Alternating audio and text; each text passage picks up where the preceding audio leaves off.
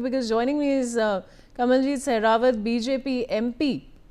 And now, Mr. Sehrawat, the whole incident is in front of everybody's eyes. Rahul Gandhi has made some allegations and he's come out with that press conference. What would you like to say?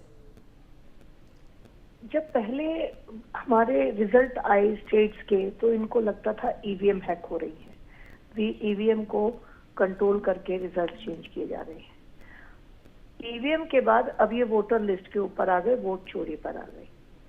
Her party का, चाहे वो national है या वो state party है, हर booth के ऊपर booth level agent होता है। 1000 वोट पर हर पार्टी का, यानी महागठबंधन की बात करें तो 6 पार्टी मिलकर चुनाव लड़ रही हैं। 6 लोग उनके हर 1000 वोट के ऊपर हैं। जब हमारा बीएलओ जो गवर्नमेंट का स्टाफ पर्सन आया और उन्होंने वोट वहां पर जो भी प्लस माइनस की है, 6 लोग वहां पर प्रेजेंट थे। उनके बाद भी अगर कोई प्रोसेस होता है और राहुल गांधी जी को दिक्कत है, तो मेरा राहुल गांधी जी से सवाल है कि भारत में जब उपराष्ट्रपति जी का चुनाव हुआ, बहुत लिमिटेड वोटर लिस्ट थी, सभी ऑनरेबल मेंबर लोकसभा राज्यसभा थे, तब भी 15 वोट एनडीए के कैंडिडेट को ज्यादा मिल गई। तो ये जो वोट का शिफ्ट हुआ, आप तो इतनी छोटी वोट को नहीं रोक पा रहे हैं, जो कि आपके लिस्टेड ट्रस्टेड पार्टनर्स के लोग हैं, क्योंकि आपके कैंडिडेट पे उनका भरोसा नहीं बनता।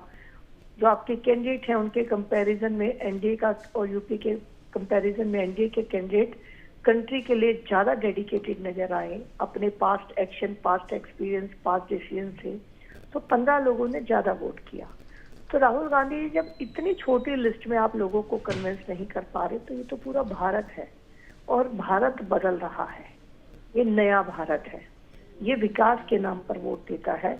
नया भारत आज 2047 का सपना लेकर जो नींव रखेंगे, उस पार्टी को वोट दे रहा है। तो राहुल गांधी जी, आप अपनी पार्टी को संभालिए। आपके और आपके महागठबंधन के बूथ लेवल एजेंट से ये सवाल कीजिए कि आप मुझे बताइए अगर गलती हुई तो कैसे हुई। इलेक्शन कमीशन से पूछने का आपका मुझे नहीं लगता कोई औचित्य है। जी कमलजीत जी, अब राहुल गांधी ने एक और क्लेम करा है। उन्होंने कहा है कि जब इलेक्शन के रिजल्ट्स आएंगे उसके बाद वो एक और खुलासा करेंगे और एक और प्रेस कॉन्फ्रेंस करेंगे। उस पे आपका क्या कहना है? जिस बात का उन्हें डर लग रहा है, जिस एजेंसी से डर लग रहा है, उसको वो आज बताएं। जब रिजल्ट आ ही जाएगा तो आ ही जाएगा, आप क्या कीजिएगा।